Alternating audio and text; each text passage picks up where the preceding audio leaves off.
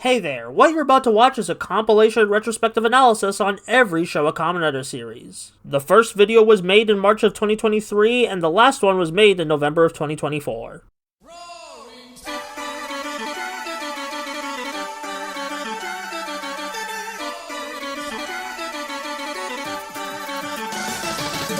The original Kamen Rider series aired from 1971 to 1973 and helped kickstart a mega franchise that would endure and last for over 50 years. The idea for the original series came from a 100-page long one-shot manga that Shotaro Ishinomori made and released in 1970 called Skullman, a story about a violent hero out for revenge against the man who killed his parents. Toru Hirayama approached Ishinomori in adapting the manga for television screens, though it needed reworking because executives thought the source material was too violent for the all-ages kid-friendly demographic they were aiming for. After a lot of reworking of the concept and casting the legendary Hiroshi Fujika as the lead, Kamen Rider would debut in 1971. Kamen Rider stars Takeshi Hongo, a motorcyclist and scientist who gets kidnapped by the evil organization called Shocker, who plan to turn him into the ultimate grasshopper-themed cyborg to do evil deeds for him. Fun fact, the grasshopper theme for the first Kamen Rider was chosen by Ishinomori's son, which is really adorable. As for Hongo's fate, he manages to escape Shocker with cybernetic implants thanks to a friendly scientist, but that friendly scientist dies for his troubles. This premise sets up the core ideals of a Kamen Rider, being a human obtaining powers that the villains also use, but choosing to use those powers for good. This, however, disconnects them from humanity in spite of wanting to protect humanity.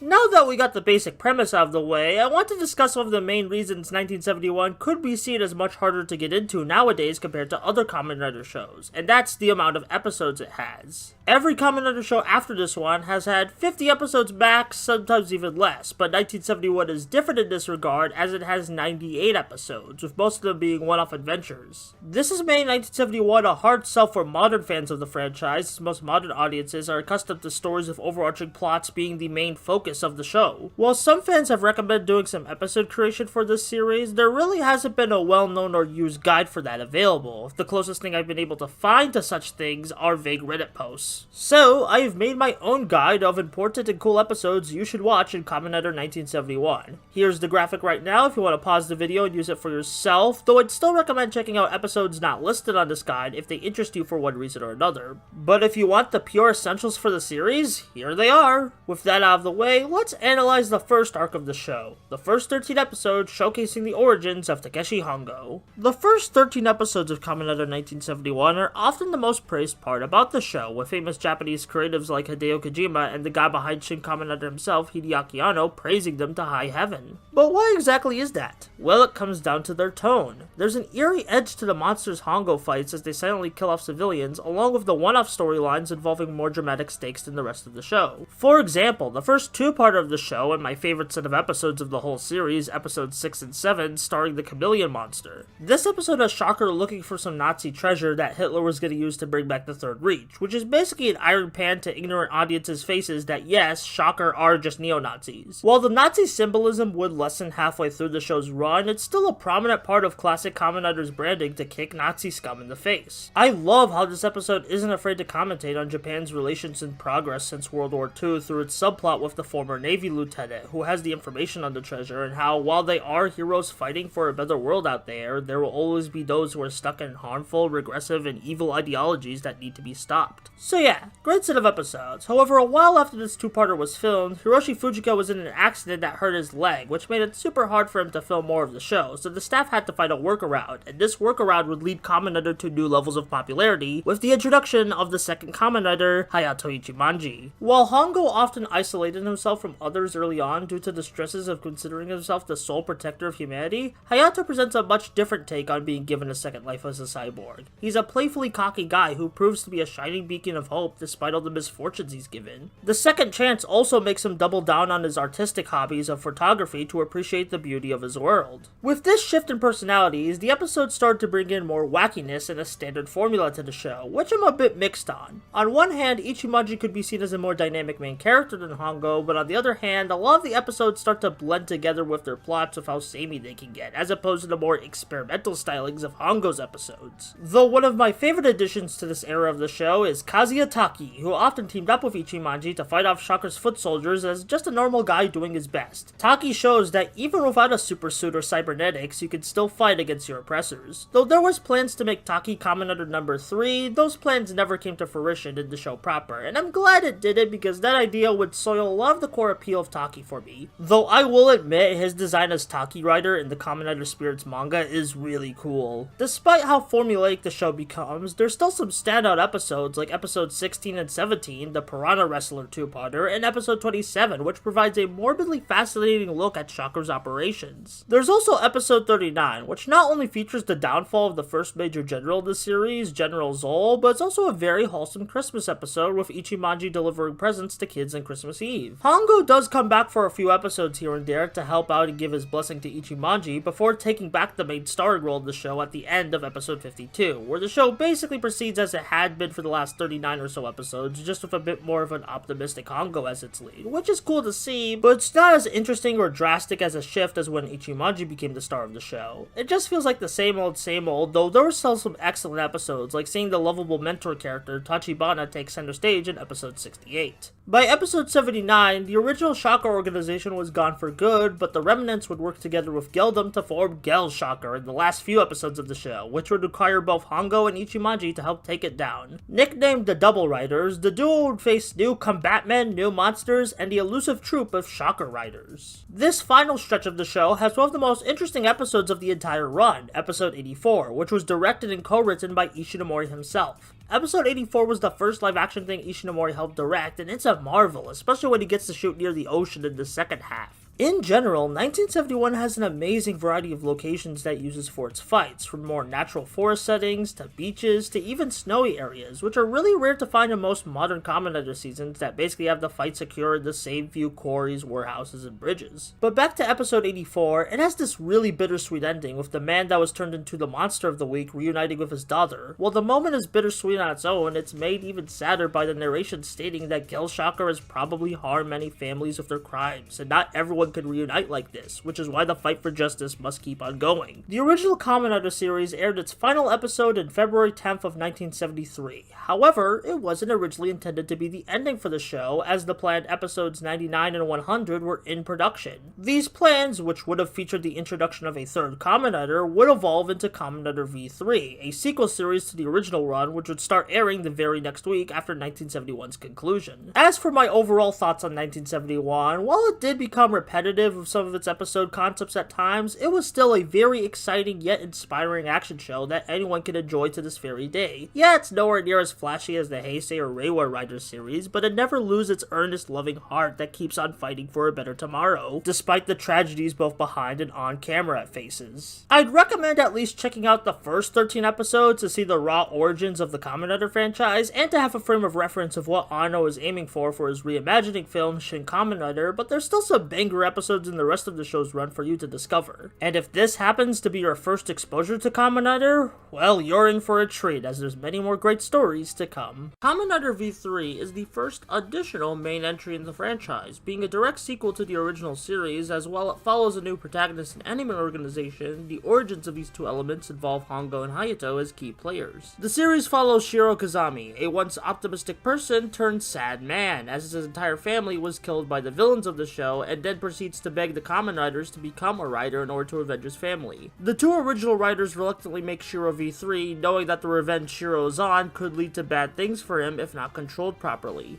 Unfortunately, Riders 1 and 2 sacrifice themselves in a battle by the second episode before they can teach Shiro the full extent of his abilities, which leads to Shiro being kind of inexperienced early on before getting the hand of the whole Rider thing. As for Shiro's characterization, while he does have the same righteous spirit as Hongo and Hayato, he doesn't want to get close to others after what happened to his family. So he's initially mostly standoffish and lonery, but he warms up to others thanks to his supporting cast over time. Speaking of the supporting cast, while I don't have much to say on them as individuals, I do appreciate appreciate the greater focus on humanity during the episodic plots in V3. The original show still had this early on, but most of its episodes focused on a cool monster gimmick above all else. However, in this show, there's more of a consistent attempt to give empathy to the citizens in danger from the menaces of Destron. As for Destron, they're the surviving members of Shocker from the last few episodes of 1971, and are basically Shocker 2 with some fun generals like the commanding Dr. G or the petty General Yori, but they're honestly more of the same from last time, which describes most of V3. It's more of what 1971 was doing, but a bit more refined in storytelling and production values for the time. However, V3's final arc, lasting from episodes 40 to 52, does enough new yet cool stuff to make the show more than a glorified season 2 of 1971, and it's where its most iconic elements come from. The main attraction of this final arc is the introduction of Riderman, or Joji Yuki. Joji Yuki was a Destron scientist who was betrayed by Destron's own General Yori, since Joji was climbing the ranks of the organization at an alarming rate to Yori. So Joji becomes what's essentially a bootleg Kamen Rider and Riderman to fight Yori and reclaim his standing in Destron, conflicting with V3 along the way. However, the new status quo gives Joji a step back to realize how truly heinous Destron's actions are. Riderman's character arc is basically, what if that bigoted bully you knew actually changed, which is a great message to impart for all audiences, as while not all people can change, there are those out there who can stand up to their past mistakes and become a better person, and I think that's beautiful, especially when at the end of the series, V3 officially calls Riderman Kamen Rider number 4, completing Joji's journey into heroism. Overall, while not my favorite Kamen Rider series, since I feel like it doesn't differentiate itself from the original series for my personal taste, Kamen Rider V3 is still a very good time that I would recommend, especially for the final 10 or so episodes of Riderman. Hell, maybe you'll like it more than 1971 with how polished the core episodes are, along with the shorter episode count. Who knows, but what I do know is that V3 is a good time.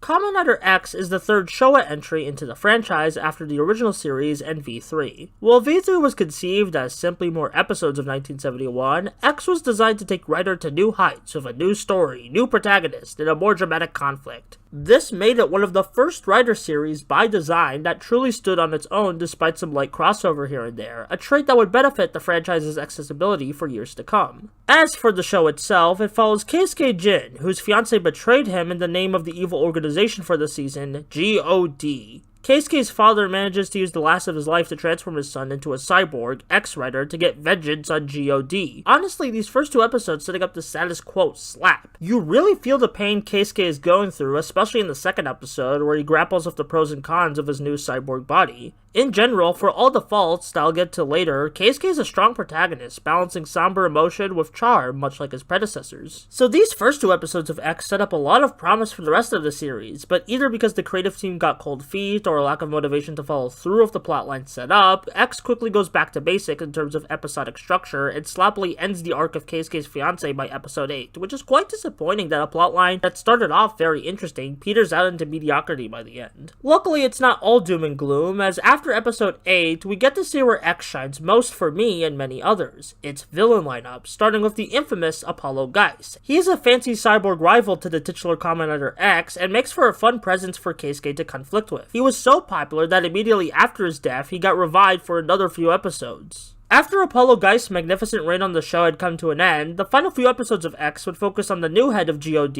King Dark, a giant kaijin who had an army of goons who were all based on criminals of history mixed with various animals. You probably already know Starfish Hitler and Ant Capone from memes, but the one that got the biggest laugh out of me was Genghis Khan Condor, the very first monster of the week King Dark summons. The king even says a line when he summons him, implying that all the puns aren't just for show and that they could actually be resurrections of those infamous criminals. So yeah, Kamen Rider X might have been fighting zombie Hitler this whole time. Crazy implications of all that aside, while the final episode of X felt rushed and messy, everything leading up to it was entertaining enough that by the show's end, I'd say I liked it overall, though I do think it's the weakest Showa season so far. There's still a lot of fun to be had with it though. I mean, the villains are certainly the strongest we've seen of the Showa era so far. I just wish the full picture of the show was as pretty as the individual pieces for me. Kamen Rider Amazon is the shortest Showa Kamen Rider series at only 24 episodes. This is widely reported due to parents being pissed at the high violence of the first half of the show, with the second half toning things down in terms of violence. The show follows Daisuke Yamato, a young wild man whose family crash landed in the Amazon rainforest when he was just an infant. He's non-verbal and feral at first, but when he's forced to head to Japan after his village is destroyed, he slowly adapts to modern human customs thanks to a boy named Masako Hikamura. As Amazon Rider, Daisuke fights off the 10-faced demon Gorgos and his goons.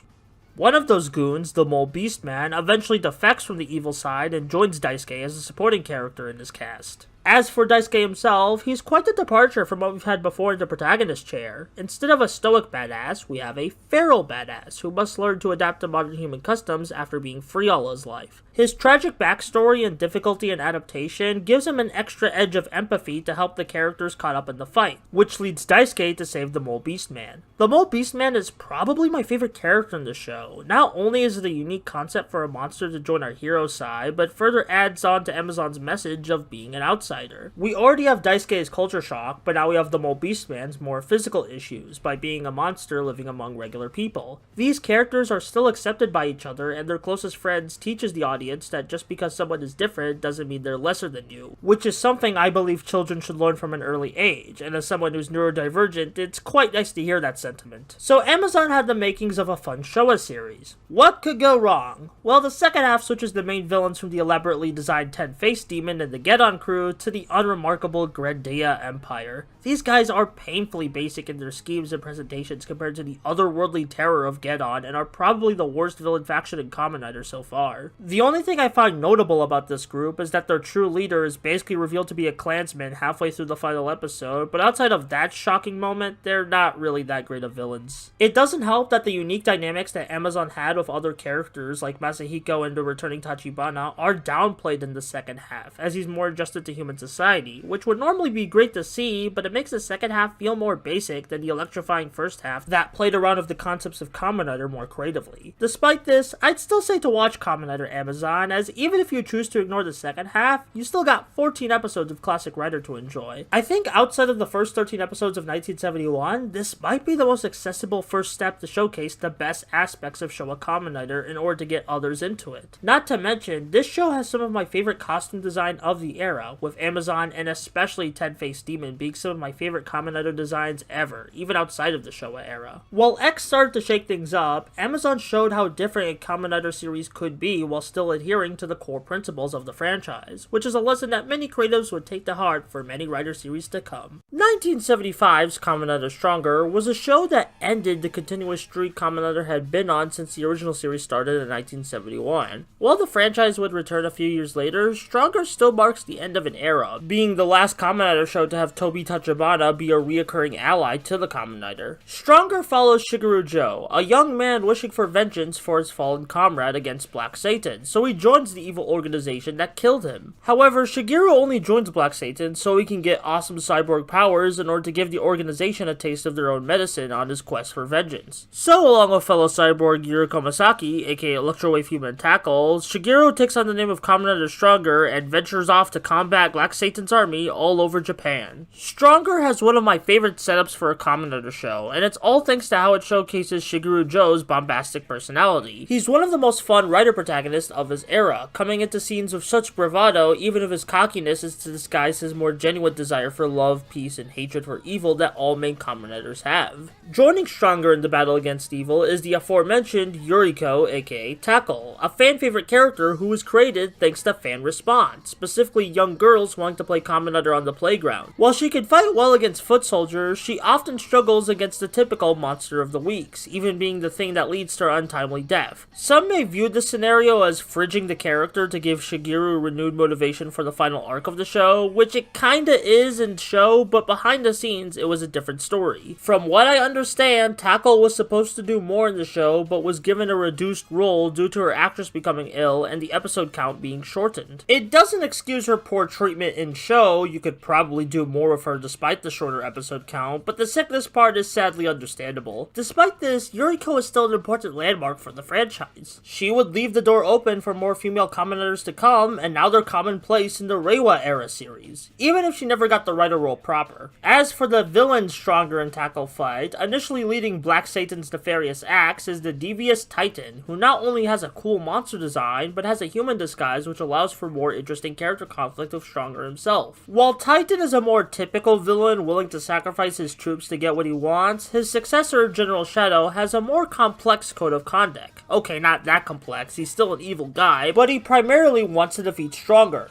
Nobody else, just Stronger, viewing him as a worthy challenge out of respect for his abilities. General Shadow often consults his deck of playing cards for divine wisdom, which could lead to unpredictable scenarios like helping Stronger out at certain occasions. It's all entertaining stuff, but sadly, the villain plots kinda fall apart for me in the last 10 episodes, though I kinda understand why they went in the direction they chose to go in. The Kamen Rider series seemed like it was gonna end here, so why not do a big blowout final battle with all the past Kamen Riders coming together to fight the real final boss who had been behind all the evil organizations in the past series. It's a spectacle finale, sure, but it did work on me, as I enjoyed seeing the past writers again. It's not the best finale Stronger could have had, but it's a good finale for this era of Kamen Rider. Overall, Kamen Rider Stronger is a good show. Its greatest strength and weakness all comes down to being a refined version of the typical formula established since 1971 to this point. It's a great version of the classic Rider tale of tragic heroics, fun monsters, and the endless battle for justice, but outside of its admittedly amazing cast, it doesn't have much new to add to the table as opposed to a show like Amazon. I honestly understand why ratings weren't as good as past series, because Stronger was more of the same, which is great for fans, but terrible to keep casual interest in the franchise afloat. I still like Stronger as a show, but I understand why it was the end of Kamen Rider for a while.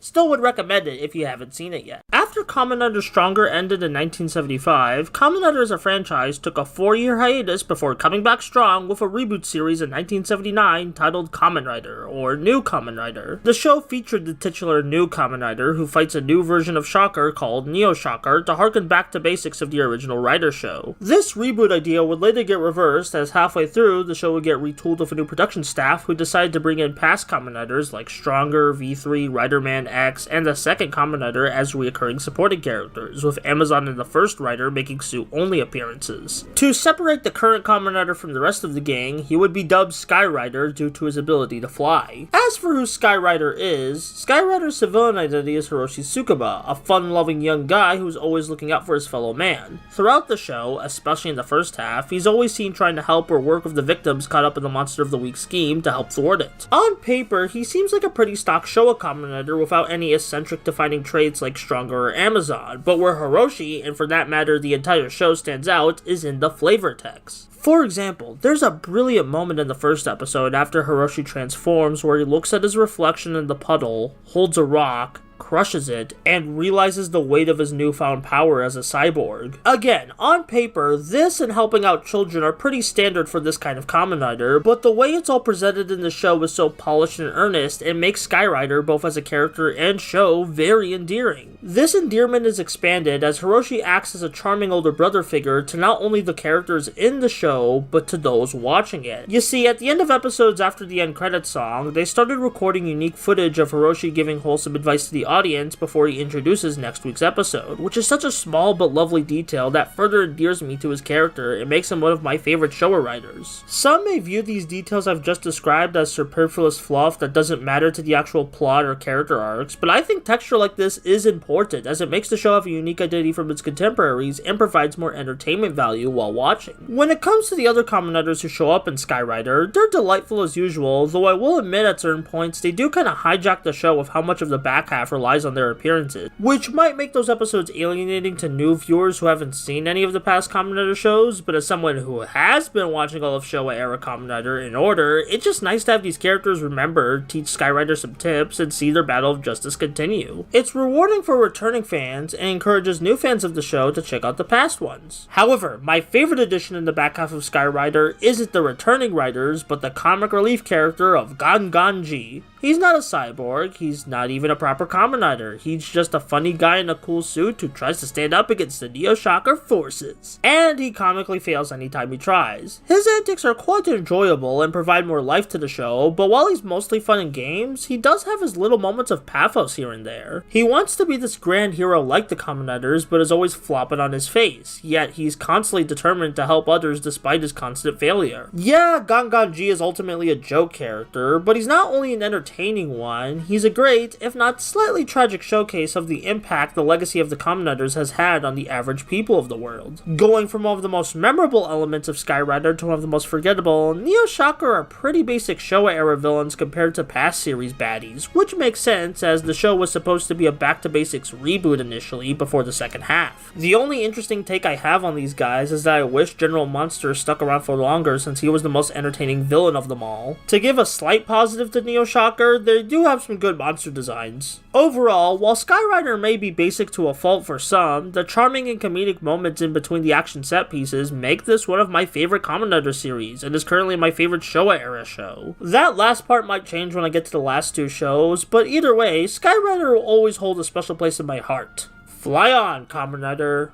Fly on. Kamen Rider Super 1 has a very interesting concept. Our protagonist Kazuya Ogi undergoes cybernetic surgery to survive space travel, however the Dogma Kingdom attack the base of the surgery and kill all the scientists, which leaves Kazuya seeking revenge by learning martial arts. He combines his high-tech body of traditional fighting techniques to become Kamen Rider Super 1 in order to stop the Dogma Kingdom and later Jin Dogma in the second half of the show. I quite like the initial theming of classical martial arts training with, at the time, new and shiny space powers, showing how both the future and past have positives we can use together to better ourselves. It's a refreshingly nuanced message to see rather than leaning on one side or the other. Sadly, Kazuya's a pretty boring hero. He's an impressive fighter, yes, and in fact has some of the best choreography we've seen so far, but he doesn't have any cool character moments that I can point to and say, that's a hero, or what a charming guy. Some may say this is the norm for a Showa Kamen Rider protagonist, but I can assure you it's not, as I can list off unique quirks for the others. Ichimonji's a playful scamp, Keisuke's a punished man, Hiroshi is kind-hearted, but I struggle to think of traits to describe Kazuya other than the can of worms that is his actor scamming fans, which is basically becomes the show's lasting legacy. And I can see why, as Super 1 as a show doesn't have any special sauce or unique elements to make it stand out from its contemporaries narrative-wise. I will admit the first two episodes are great, and there's a couple fun episodes in the second half of the Kamen Rider Kid Corp, but everything else is just meh. If all you care about is seeing cool fights, then maybe I can recommend Super 1, but for me, it's definitely the weakest Showa Kamen Rider series, and I can see why the franchise went on hiatus afterwards of how tired the formulas were getting. It was just more of the same, which eventually leads to diminishing returns if you don't change things up.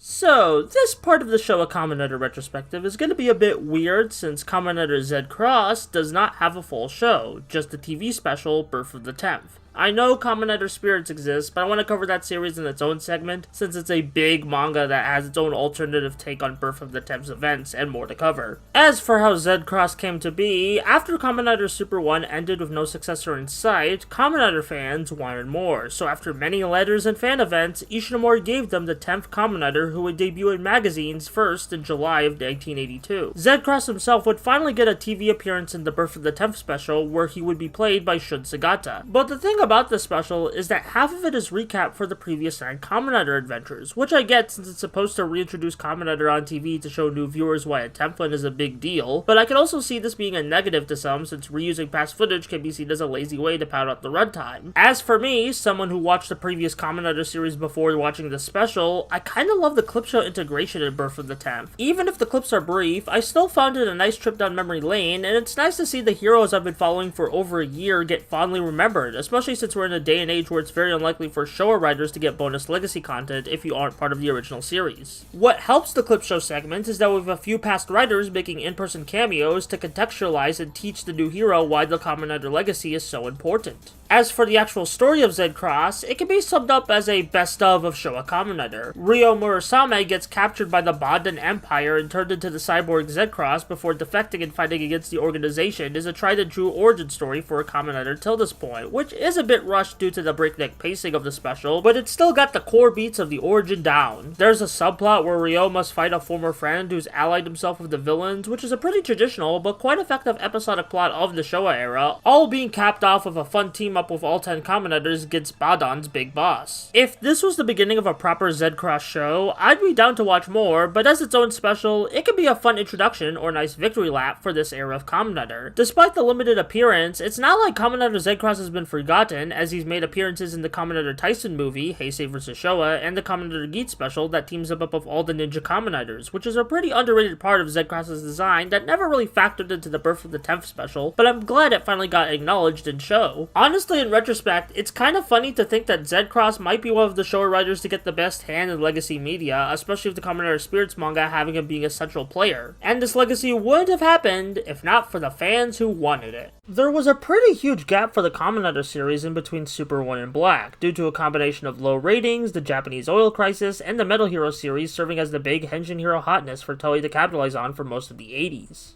However, said success of Metal Heroes did lead to discussions of Kamen Rider coming back in 1986, so in 1987, Kamen Rider would return to Japanese airwaves with Kamen Rider Black. This series would be a solid enough success to be one of the few Kamen Rider series to get a sequel story, the TV show Kamen Rider Black RX, but this would also be the last series of the Showa era, leading to the longest hiatus the Kamen Rider TV series had seen until the year 2000. Over the years, both series would get broadcast all over the world in other territories like Indonesia, Hong Kong, and Brazil, and even an American Power Ranger style adaptation by Saban entitled Masked Rider, though that's gonna be a story for another day. Luckily, the actual source material would come stateside with Blu-ray releases by Discotech in the 2020s. As for Kamen Rider Black, the show drops the audience straight into the middle of the conflict, with our main protagonist Kotaro being chased by the followers of Gorgum, a cult who's seeking him and his stepbrother Nobuhiko as the next Creation King. As for why these two specifically, the brothers were born on a solar eclipse on the same day, which makes them perfect candidates for becoming said king. The foster father manages to stop Kotaro from being brainwashed, but Kotaro is still pissed at him for being a follower of them just to get money for a small business, which was a great twist in the classic Rider origin story. Usually a character like this who helps the writer would be forced to do evil things till he had enough, but there's a moral gray area to this guy, a little more nuance, a little more pizzazz, something Black does really well with the classic Rider formula. After Kotaro's foster father dies, he begins his journey to defeat Gorgum and find Nobuhiko, as the titular Kamen Rider Black. Kotaro himself is a great protagonist throughout the whole series, being more of a hot-blooded youth than his more somber, older predecessors. The actor sells the drama and tragedy of the Kamen Rider, but he has his fun moments where he's goofing off with his friends or helping children with their problems.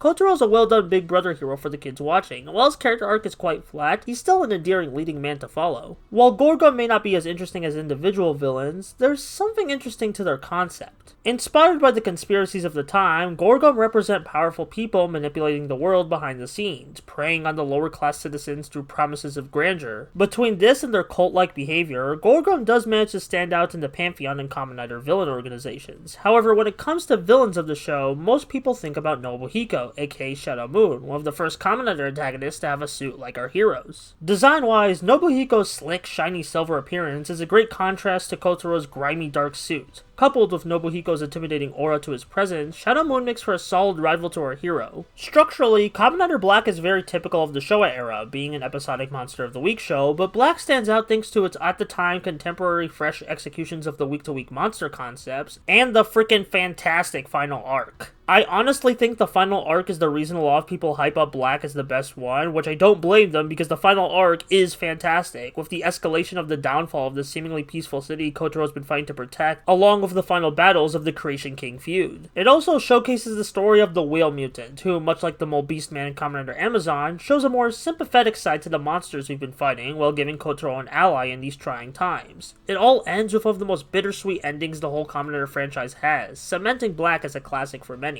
However, as great of a show as Kamen Rider Black is, I have to give a warning to viewers sensitive to light with this show, as Bandai integrated their TV power line of toys back in the day with it, so when you would watch the show, the toys would activate special lights and sounds. These lights can be quite damaging and bright, so make sure to either close your eyes or skip around for finishers and transformations. It has been toned down in modern releases of the show, but it was still a bit much for me at times. Either way, I really enjoyed Kamen Rider Black, and can see why many praise it as one of the best Kamen Rider shows.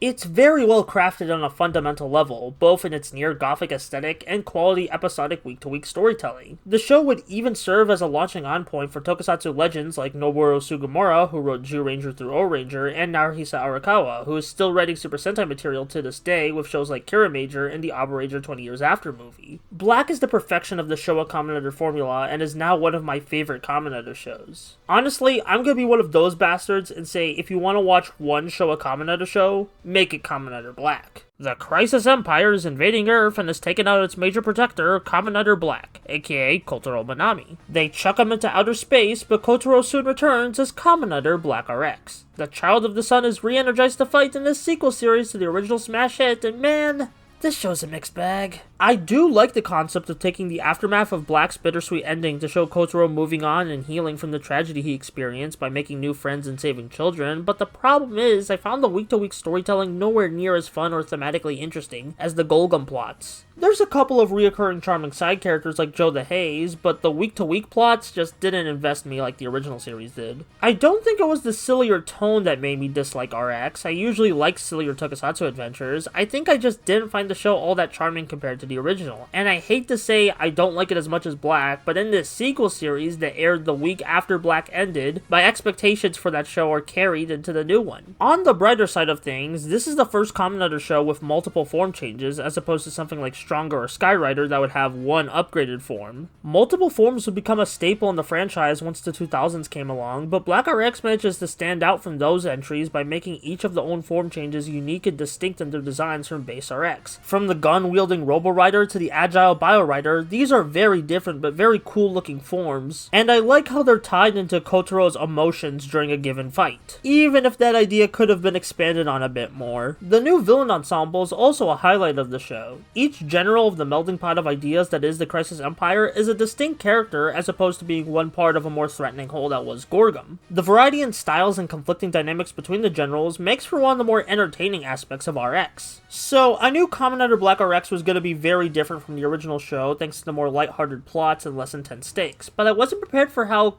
kinda confused the show would seemingly be. I feel the show lacked confidence in itself, which is highlighted when the show brought back Shadow Moon for a mini arc and later the past Kamen Riders for a final arc which feels creatively bankrupt of previous series. That messy final arc in particular made one of the current rotating Toei producers, Shinichiro Shirakura, so mad that this was the inciting incident that got him to work for the company. And while he doesn't have a perfect track record, he still brought a lot of great and revolutionary ideas to both Kamen Rider and Super Sentai that have helped him to adapt and survive to modern times. And with that, I have officially watched and made videos on every Showa Kamen Rider show. Thank you all so much for watching this retrospective. I know Showa isn't as well loved or discussed in the English-speaking circles as the Heisei or Reiwa Kamen Riders, but I'm glad to have given these shows even a tiny bit of spotlight here. Now, just because I've reviewed every Showa, Heisei, and current Reiwa show doesn't mean the Kamen Rider videos are gonna stop from here. Of course, I'm watching the current show week to week, and I'll make a video about it when it's all over. I really want to cover the manga series Kamen Rider Spirits, and as for the immediate future, Media Blasters just sent me the shipping notice for the Shin Prologue ZO&J Blu-ray set, so that will give me the opportunity to do Shin Prologue for the first time, as well as redo my thoughts on ZO&J.